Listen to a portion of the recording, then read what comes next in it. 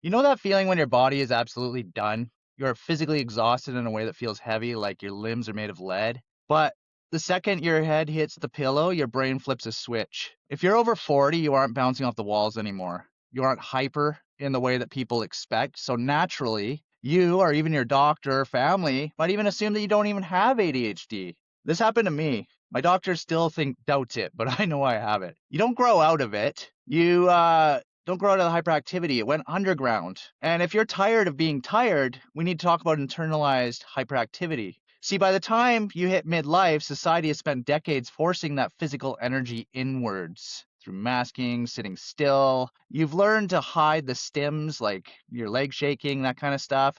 But the energy has to go somewhere. And instead of racing through the body or racing a racing body, you have a racing mind. In your 40s, that doesn't feel like energy. It looks like three specific things that are draining your battery before you even start the day.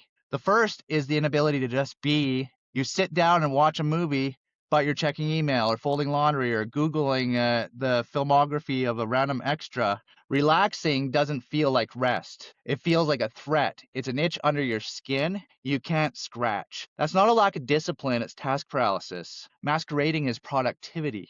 Then there's the rumination loop. The background noise, you play a conversation from 2004, you rehearse an argument with your boss you haven't worked for in a decade, just completely useless stuff. Here's what most people miss. It isn't always anxiety. So many of us get misdiagnosed here.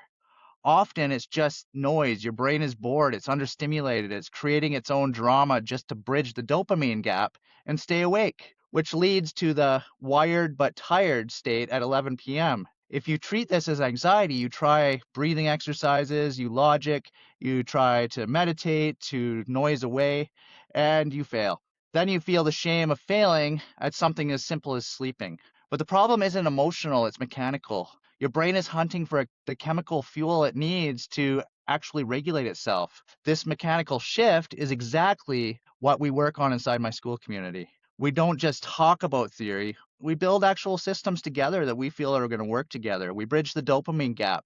So you don't have to be white knuckling through your day anymore. You don't have to be exhausted anymore. You'll be around like minded neurodivergent adults that have had the similar or the same experiences. So click in my description. I'll have a link down there and there's one on my channel page as well. So please stop expecting your brain to just chill. Your brain isn't broken, it's just hungry. You have to manually offload the data. Try a brain dump before you go to bed. Write all your thoughts on paper so your executive functions can finally give themselves permission to let go. Or try a sensory shift, a weighted blanket, brown noise. Give your brain just enough physical friction that it can finally power down.